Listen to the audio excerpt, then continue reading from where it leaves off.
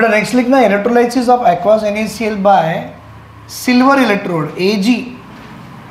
और silver electrode भी कैसा बेटा अपने आप में एक एक्टिव इलेक्ट्रोड है।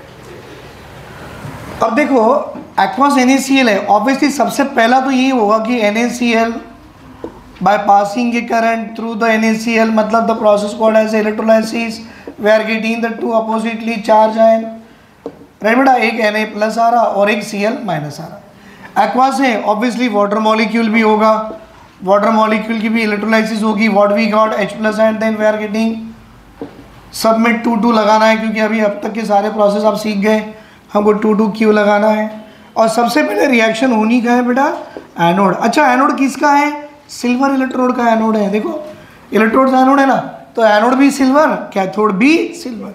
सर एनोड अपने आप में पॉजिटिव चार्ज है, रिएक्शन होनी क्या है बेटा ऑक्सीडेशन, पॉजिटिव के पास आने वाले दो नेगेटिव आयन आते हैं। अब ये दोनों क्या करते हैं, जिसकी ऑक्सीडेशन पोटेंशियल ज़्यादा वो ऑक्सीडाइज होना ही चाहते हैं, किसकी ज़्यादा, तो हमने ऑर्डर लिख दिए। Leena is a girl having iron plate containing zinc, hydrogen is a fellow having silver plate containing copper, फिर आ गई क्लोराइड, फिर आ गया हाइड्रोक्साइड, देन आएगा नाइट्रेट NO3 माइनस बेटा नाइट्रेट, फिर आएगा सल्फेट और फिर आएगी फ्लोराइड।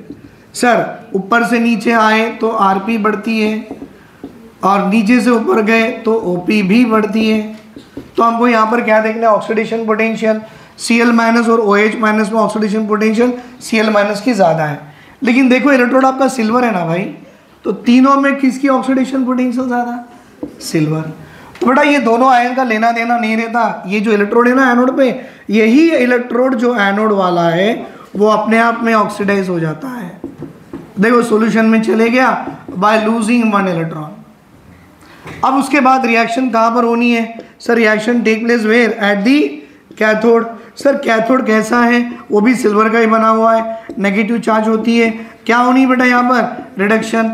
नेगेटिव के पास पॉजिटिव आयन भाग भाग के आते हैं, एक Na प्लस और एक H प्लस। अब देखो क्या होगा, इन दोनों में किसकी रिडक्शन पोटेंशियल ज़्यादा? ये रहा Na, ये रहा H, भाई उसके नीचे भी ये रहा सिल्वर, दिख रहा आपको? उसके नीचे भी रहा सिल्वर। बोलो सोडियम हाइड्रोजन सिल्वर में किसकी रिडक्शन पोटेंशियल ज़्यादा? Silver H। तो यहाँ पर भी इन दोनों आयन का लेना देना नहीं है। तो ये जो सिल्वर आयन रहता वही इलेक्ट्रॉन गेन, क्योंकि आयन सॉल्यूशन में भी होते हैं, तो ये क्या करेगा, ऑब्वियसली जब इसके आयन बन गए होंगे ना बेटा, यही आयन इलेक्ट्रॉन गेन करा के आपको क्या देगा? Silver as a solid. मतलब ये पूरी प्रोसेस में देखो ना तो क्लोराइड और हाइड्रोक्साइड का लेन देन था, ना Na प्लस H प्लस का लेन देन था, मतलब ये प्रोसेस कंटिन्यू करा भी लिए। तो यहाँ पे ना तो हमको pH वैल्यू चेंज होनी है, pH value remains constant, even concentration of sodium chloride also remains constant. यहाँ पे हो क्या रहा है बेटा, हो क्या रहा है यहाँ पे एनोड का जो सिल्वर है उसका वेट कम हो रहा है। देखो एनोड का जो सिल्वर था उसका वजन कम हो रहा है क्योंकि वो आयन में कन्वर्ट हो रहा है, और कैथोड में जो सिल्वर है उसमें सिल्वर डिपॉजिट हो रहा है।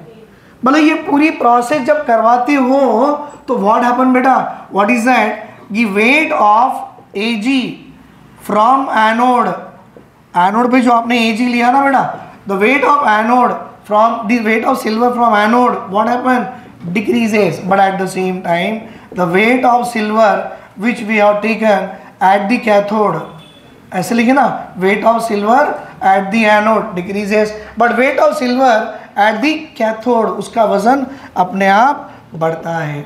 मतलब ये प्रोसेस आपको कहाँ पढ़ाते हैं मालूम बेटा, एक चैप्टर है जिसका नाम है मेटलर्जी।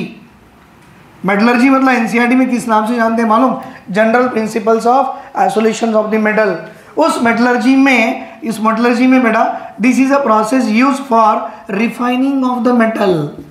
ये प्रोसेस कहाँ यूज किया जाता है बेटा, रिफाइनिंग ऑफ द मेटल। भाई कौन सी मेटल, सिल्वर की मेटल को। So it is also be called as an electro refining process, it is also be called as electro refining process. मतलब इस प्रोसेस में आपने जो एनोड पे जो सिल्वर लिए ना बेटा, वो वाली प्रोसेस पे जो एनोड है, देख लो बेटा ये आपकी एनोड है, और ये एनोड पे जो सिल्वर लिया आपने Ag, बेटा ये Ag अपने आप में एक इम्प्योर सिल्वर है। और यहाँ पर जो कैथोड में जो सिल्वर लिए, ये वाली जो प्लेट है, दिस इज ए कैथोड बेटा, it is also made up of Ag, लेकिन ये वाली Ag प्योर कैथोड वाली प्लेट है। इसको जोड़े पॉजिटिव, इसको जोड़ दिए नेगेटिव, और ये पूरे डब्बे को एक इलेक्ट्रोलाइटिक सॉल्यूशन में ले लिए। इलेक्ट्रोलाइटिक सॉल्यूशन हो सकता ना कोई भी, NaCl ले लो, Ag कुछ भी ले लो। जब प्रोसेस कराओगे इसका वजन अपने आप कम होगा और इसका वजन अपने आप बढ़ेगा। क्यों? आप देख ही रहे हो बेटा, कैथोड पे सिल्वर डिपॉजिट कर रहा है और एनोड का सिल्वर कम हो रहा है। मतलब ये जो आपकी सिल्वर प्लेट थी इम्प्योर थी, और ये वाली प्लेट आपकी सिल्वर कैसी थी? प्योर थी। भाई इस इम्प्योर सिल्वर से सारे सिल्वर आयंस निकल के प्योर सिल्वर प्लेट को चिपक रहे हैं, मतलब उसका वजन बढ़ा रहे हैं। So it is a indirectly method what we are doing बेटा, रिफाइनिंग ऑफ द सिल्वर। जो आपने इम्प्योर सिल्वर प्लेट लिए थे वो कहाँ लगाए? आपने एनोड पे लगा लिए, और कंटिन्यू प्रोसेस कराने से इसके सारे सिल्वर यहाँ डिपॉजिट कर गए। इम्प्योरिटी रहेगी, प्लेट को फेंक दो, और एक इम्प्योर मेटल आ गया, आपको इम्प्योर सिल्वर आ गई, वो एनोड में डालो, प्रोसेस करा लो, वहाँ के पूरे सिल्वर आयंस कैथोड में डिपॉजिट करते जाओ। So it is a process used for the refining of the silver metal, which is also be called as a electro refining process. Did you understand? समझ में आया बेटा? ये जो प्रोसेस में मैंने जो इलेक्ट्रोड लिया वो एक्टिव था कि इनर्ट था? एक्टिव। क्या था? सिल्वर था कि मरक्यूरी था? सिल्वर। उसमें आपने देखा है बेटा, ऊपर से नीचे आए तो भी सिल्वर की रिडक्शन पोटेंशियल ज़्यादा, नीचे से ऊपर आए हाइड्रोक्साइड क्लोराइड सिल्वर तो सिल्वर की ऑक्सीडेशन पोटेंशियल ज़्यादा। मतलब सिल्वर एक ऐसा इलेक्ट्रोड है NaCl के साथ में कि उसकी Rpp ज़्यादा है, उसकी OPP ज़्यादा है, वही ऑक्सीडाइज होगा, वही रिड्यूस होगा, और इसमें आपका इम्प्योर सिल्वर जो था प्योर सिल्वर में कन्वर्ट होते रहेगा। Is it clear?